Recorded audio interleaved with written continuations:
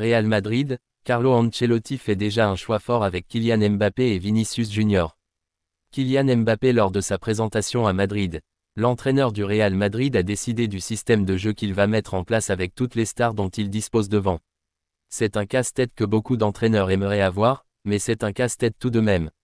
Après l'arrivée de Kylian Mbappé à Madrid et celle d'Endrick dans une moindre mesure, le Real Madrid a, dans son secteur offensif, une liste de noms qui fait peur.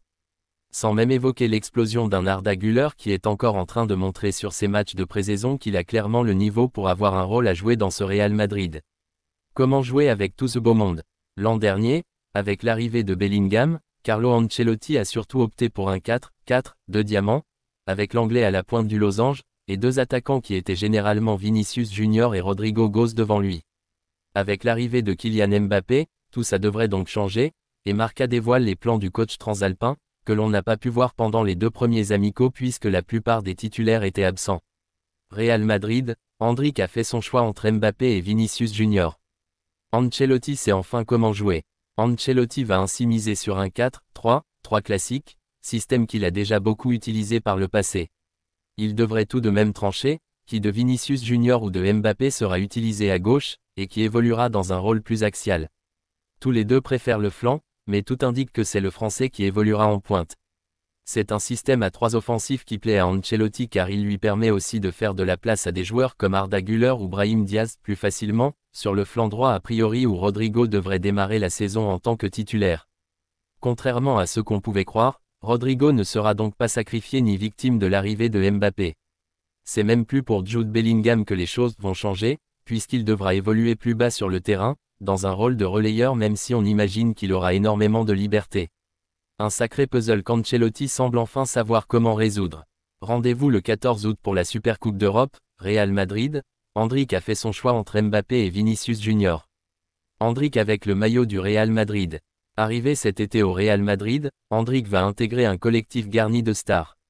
De Jude Bellingham à Vinicius Junior en passant par Kylian Mbappé, le prodige brésilien va avoir fort à faire pour s'imposer sous les ordres de Carlo Ancelotti. Avant cela, le joueur de 18 ans s'est livré à un question-réponse sur ses préférences footballistiques. L'occasion pour lui de départager Vinicius et Mbappé, si Endrick a privilégié son nouveau partenaire au moment de répondre à la question, Neymar ou Jude Bellingham, l'ancien joueur de Palmeiras a avoué sa préférence pour Mbappé face à son compatriote brésilien. Une séquence qui aura finalement couronné Cristiano Ronaldo, joueur préféré du nouveau numéro 16 des Merengues. Barça, un club prêt à faire une folie pour Rafinha. L'ailier du FC Barcelone, Rafinha, est au centre de toutes les attentions sur le marché des transferts. Auteur de 28 matchs et 6 buts en Liga pour la saison 2023 à 2024, le Brésilien de 27 ans suscite l'intérêt d'Al Nassr. D'après Mundo Deportivo, le club saoudien a proposé 65 millions d'euros pour s'attacher ses services, une offre jugée insuffisante par les dirigeants catalans, bien que le prix de départ avait initialement été fixé à 50 millions d'euros. Mais ce n'est pas tout, selon Sport, Al Nassr serait prêt à surenchérir avec une offre atteignant les 100 millions d'euros. Bien que cette somme soit largement supérieure aux attentes du Barça, le véritable défi pour le club saoudien sera de convaincre Rafinha lui-même. Sous contrat jusqu'en juin 2027, l'ancien joueur de Rennes a souvent affirmé son désir de continuer l'aventure en Catalogne. Reste à voir si Al Nassr parviendra à le séduire avec une telle proposition.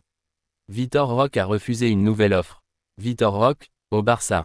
Annoncé sur le départ du côté du FC Barcelone, Vitor Roque a une fois de plus repoussé une approche de l'équipe saoudienne d'Al Hilal, pensionnaire de Saudi Pro League. Selon les dernières informations de Sport, le club saoudien pousse mais les culés ne sont pas disposés à envoyer leurs protégés dans le Golfe.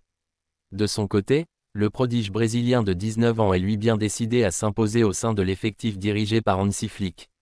Pour rappel, les responsables blaugrana avaient évalué le départ de Vitor Roque à environ 40 millions d'euros. Jusqu'au bout, cet attaquant attendra le Barça.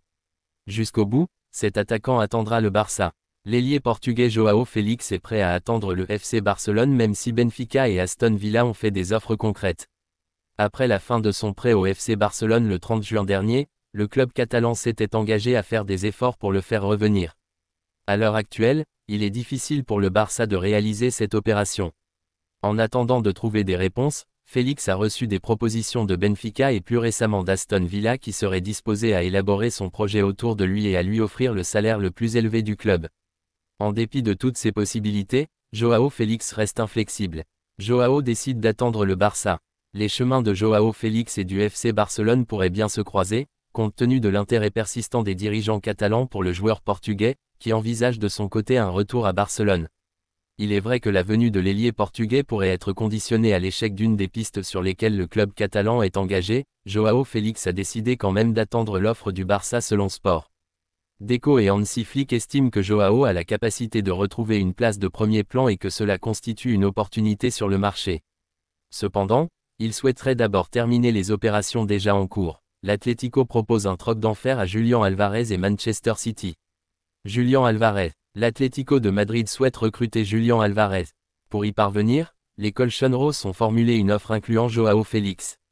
La balle est dans le camp des Sky Blues. Une finale Paris-Madrid. Voilà ce qui se profile concernant le feuilleton Julián Alvarez. Ce n'est un secret pour personne, l'Argentin âgé de 24 ans est lassé de son statut de remplaçant à Manchester City. Il souhaite donc rejoindre un club qui lui permettra d'occuper un rôle de titulaire et d'enchaîner les rencontres. Le Paris Saint-Germain est prêt à lui offrir tout cela, ainsi qu'un joli pactole. Récemment, nous vous avons expliqué que le club de la capitale a entamé les négociations avec les Citizens et le joueur, auquel une offre de contrat a été soumise. Mais les pensionnaires du Parc des Princes ne sont pas les seuls sur le coup. En effet, l'Atlético de Madrid veut également enrôler le champion du monde argentin. D'ailleurs, une première proposition a été formulée selon Sky Sports. Il s'agit d'une offre de 55 millions d'euros, avec des bonus pouvant faire grimper l'addition à 70 millions d'euros. Mais ce lundi après-midi, le Daily Mail dévoile de nouvelles informations sur le sujet. Le média anglais explique que l'Atlético a proposé d'inclure Joao Félix dans le deal Julián Alvarez. Joao Félix en prête plus de l'argent pour Julián Alvarez. Ainsi, les Espagnols souhaitent prêter à City le Portugais, qui n'entre pas dans leur plan et qui a déjà été suivi par les champions d'Angleterre en 2023. Il s'agit ici d'un prêt d'une saison avec une option d'achat pour le faire signer définitivement. En plus de cela, les Colchoneros rajouteront une belle somme d'argent pour convaincre les Sky Blues. Le montant n'a pas filtré, mais on sait que les Anglais ont fixé le prix de Julián Alvarez à 87,3 millions d'euros et qu'ils attendent un peu plus de 11 millions d'euros de bonus. En incluant Joao Félix dans l'opération, les Madrilènes espèrent faire baisser le prix d'Alvarez et faire pencher la balance de leur côté. Le Daily Mail estime que ce sont les Colchoneros qui sont les mieux placés pour accueillir le joueur sous contrat jusqu'en juin 2028. La publication britannique explique que l'Argentin est impatient de rejoindre l'Atlético, où officie son compatriote Diego Simeone. Même si Manchester City souhaite le garder, Julián Alvarez a visiblement fait son choix. Et si les Espagnols ont une longueur d'avance, ce dossier est loin d'être bouclé. Paris peut encore s'immiscer et rien ne dit que City acceptera de recruter Joao Félix.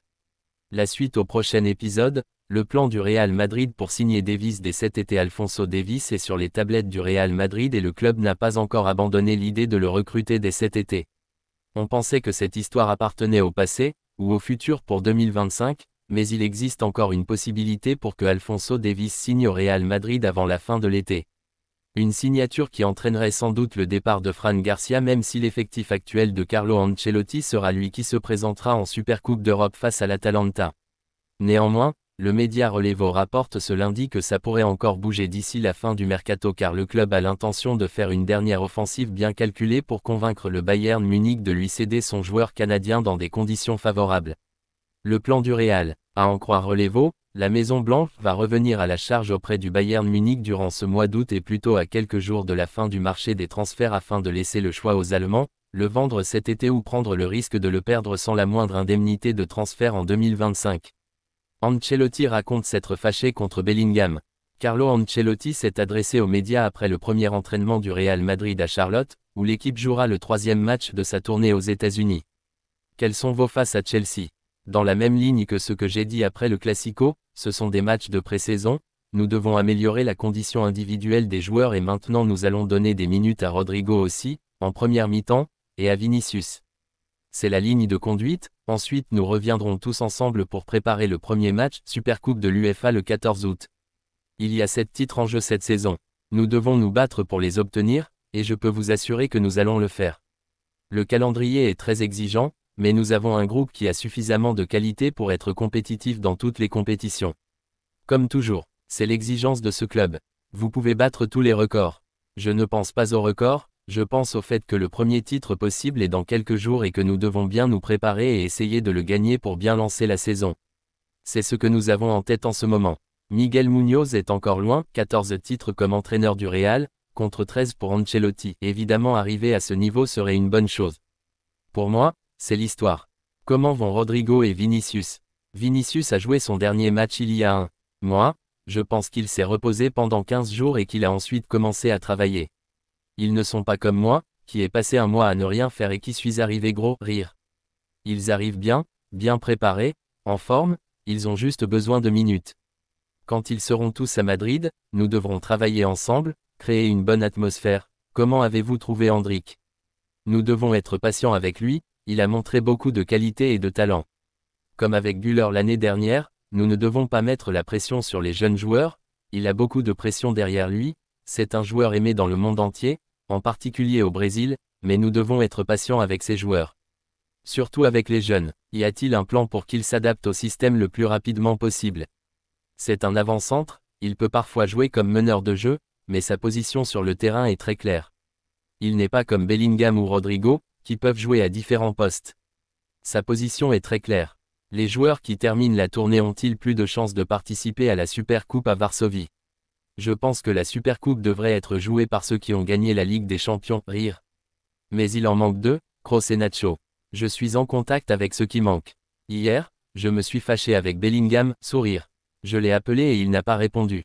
J'ai dit à Vinicius, appelle-le toi, il répondra sûrement. Et Vini me l'a passé au téléphone.